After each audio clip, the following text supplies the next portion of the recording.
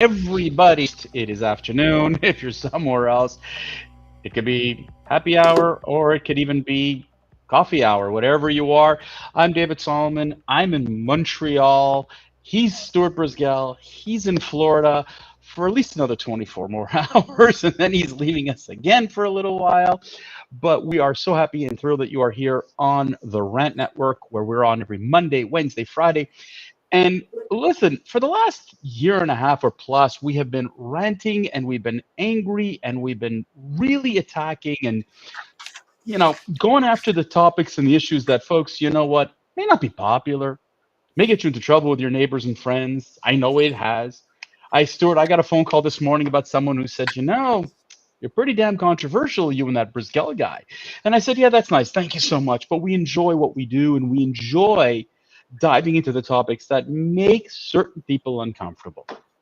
And here's another example. This isn't in the news. Stuart, you and I had this conversation, and since this morning, I've been really excited to have this conversation, this rant, because I volunteered for about 17 years as a coach. I worked with kids, teenagers, preteens, you name it. And it's a fascinating thing to see how kids will talk to their coach, will listen to their coach, will seek advice from their coach, but will never go to their parents and ask them the same question. And in today's day and age, with the internet, with everything, kids are more apt to go and look online for information, seek advice, rather than talk to their parents, except for the people that they, how do I put this, care for, respect, admire, or even those who will listen. Stuart, it sounds like too simplistic a time and an easier time frame, I guess, but let's talk why don't you share your experience? Thanks, David. And normally we have this vitriol anti, just got to show and poke, people in the eyes over how stupid a lot of stuff is. But, you know, this past weekend ended up being a little bit more of an emotional weekend for me and for many, many kids, Dave, that I grew up with in Montreal, the West Island specifically. And I'm going to steal one of my greatest friends, my lifelong friend in Montreal, Jason Tremelin, who just had a celebration of life for his just passing of his father, but also a couple years ago was for his mother. So he's now officially you know one of the head of the households with his brother and sister, him being the youngest of the three. And in that conversation that he started in eulogizing, his father, who was Lawson Tremelin, there were a lot of things about him that I never knew, growing up in that house. But I always used to say growing up in that house was an institution of sorts where his mother, and his father in part, but his mother would sit there for hours listening to us, all the misspent youth characters, all the guys with the white t-shirts, maybe for fun. There's a picture of us sitting in this veranda that may have been like 15 by 25 that, in the summertime was a home of all of us juvenile delinquents, boys and girls, the backyard where we had the most incredible historical parties. And what Jason, did is he used a terminology that I just got to talk about. And it was called the hub. His house was the hub. What do I mean by the hub? We all would converse there 7 days a week from any time of morning, noon, or night, and would congregate there. And, this is pre cell phones, pre pagers, where pre cars, where we had bikes and 10 speeds and BMXs. And, it's where the misspent youth was. It was a trusted, safe house, a house where things that would go on that may not be so acceptable today because parents are too uptight, politicals, biases are taking the foreground, where growing up is taking the background. No one really is there for these kids, Dave. Look, you got 3 20-year-olds. I got three teenagers. You got all boys, I got girls and a guy. And it's very different. And, one thing that you always ask yourself, you don't want to screw up your kids too much. How many mistakes are you making? But people don't necessarily go to their parents to have the conversation. And nor, I am no exception to the rule. I used to reach out to my uncle Billy. You remember Billy Hitzig?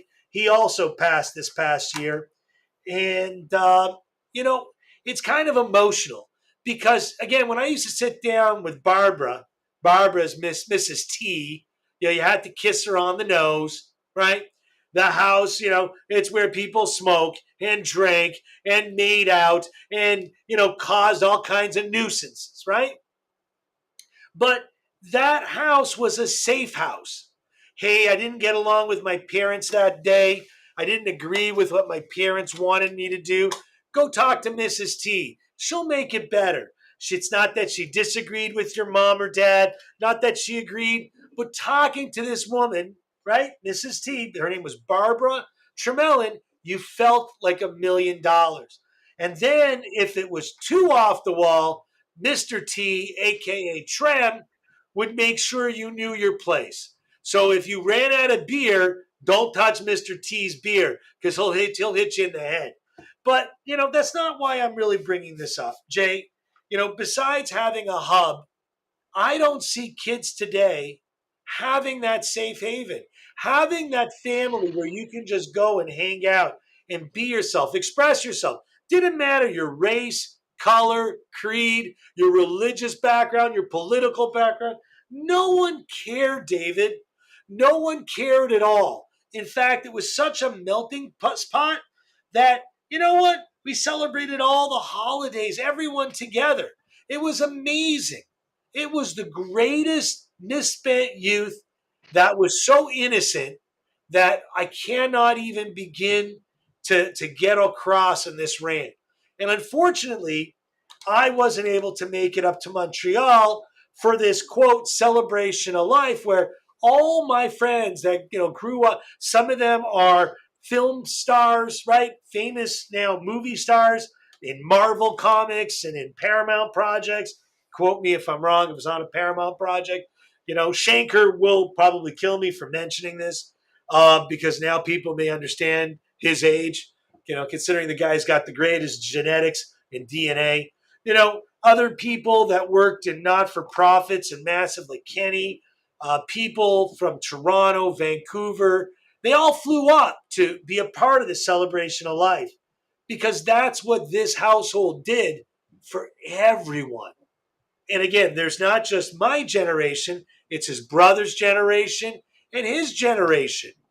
And this sort of family production, I don't see it anywhere else. It's not my house, it's none of my kids' friends' houses. David, I don't know. Your house, was it a hub? You know what? I won't call it a hub to the extent that you just described the Tremellans, and I think that's kind of admirable. But I want to tell you that as the kids grew older, some of them did speak with my wife and I. I found it actually kind of funny because I have very dear friends, very close friends, childhood friends that my children are friends as well, and I remember one incident in particular where one of the kids came up to us, didn't agree with his parents, started the conversation by saying, "Hey, you probably wouldn't agree with me because you're good friends with my parents." And I'm like, "Well, no, then don't talk to me. Like, if you're going to come into me like that, then don't talk to me. Like, if you want our advice, I'll give it to you, and I'll give it to you uncensored." And at the end of the conversation, he came to me and says, "You know what? I didn't think I'd get it quite like that. I just expect you to decide with my parents. And while you may not have agreed with me, you gave me something to think about." And again, our role is not. I mean, I love my kids and I adore them and whatever, but I also know that they're, at times they want to hear it from somebody else. And I wish that my kids would have had a place like the Tremellans. I wish other kids would have a place like that. I know that some kids feel comfortable talking to other adults, but Yep. a place like what you just described, Stuart, is few and far. And I think that the problem really has become, and again, I'm not an expert in this, is I think we've really screwed up the kids. And I think that the kids have been screwed up to the point where I mean, we're making them afraid to go and talk to somebody. Your feelings, you need to go to a therapist. I mean, like, and again, I'm not against therapy. Therapy is important. It's very, very, very, very important. But just to talk about everyday stuff, sometimes sitting with a friend's parents, man, Jay, that could do so much. Jason was not even home. He may have been out. Go over, see Mrs. T, have her famous chocolate chip cookies. She'd Hmm. give you a drink. You would Yeah. sit in the living room, and whatever it was, she didn't call your parents either. She was No. there as a sounding But board. that's it. But that's She'd it. go, That's the Stuart, beauty. I think that's a good idea. Maybe you should be a little this. Or she would just listen and be there. And if you got out of line, man, you knew it. Yeah, but that's the thing that it's what we're afraid today to talk to kids, because look what ends up happening. Okay, a school teacher, a teacher says something to a child. I'm going to sue your ass. My father knows it about it. And like a teacher's scared. A Yeah. parent is scared because they're going to get these kids are like, one thing is a hug is an amazingly powerful thing. And I don't know if Mrs. Tremellin or Mr. Tremellin, you give you a handshake, a hug, or Oh, whatever. you always would have to give her a hug. Yeah. You'd have to kiss her on the nose. She'd sit Yeah, there like you did. unfortunately, but you know what? That's lost today because the parents are being told, don't touch, don't this, and we freaked out the kids. And I think that what the therapists are great, but and I'll go back to what I said at the beginning. I coached for 17 years. I've had kids come up to me and ask me some really interesting questions, advice on stuff, and I promised them, look, it's between you and me. We're not getting parents involved. We're not talking about anything. And it's fascinating how when you have their respect, and I think you respected Mr. and Mrs. Tremellin to the extent that whatever they had said, you took it to heart. You may not have agreed, but you took it to heart. And I think that that's where you find the right teacher, the right coach, the right friend, the right parent who could sit with you and talk to you about that. And you know, we're not just here, to give business advice, and I'm not here to give, whatever. If someone wants to chat, I'm always listening. I'm always willing to help, whatever. But I gotta tell you how many parents I've heard just freak their kids out, can't trust, can't rely upon. Maybe, oh, his political views are too eccentric. Maybe, but you know, the coin always has two sides. Life has so many different ways of looking at it. And yet, by sitting there and only expecting your child to go and talk to someone who 100% agrees with you, I don't think you're not letting your child evolve and grow and learn and open their eyes. And I'm sure I would have loved to have had a conversation with the Tremellans. I would have been curious to see what they had to say because I know some of the people that you hung out with back as kids, and I can only imagine if that they kept coming back, what the Tremellans probably added to your lives, guys. Jason, with a tear in chin, with a tear in chin, I got to tell you, I had the greatest growing up as an adolescent that any kid could have. And you know what? It wasn't getting a brand new BMW at 16. It was everything about growing up and having the friends and connections that were created out of this house. And it's David, look, we grew up, we were friends, but at this house was something so unique and so special.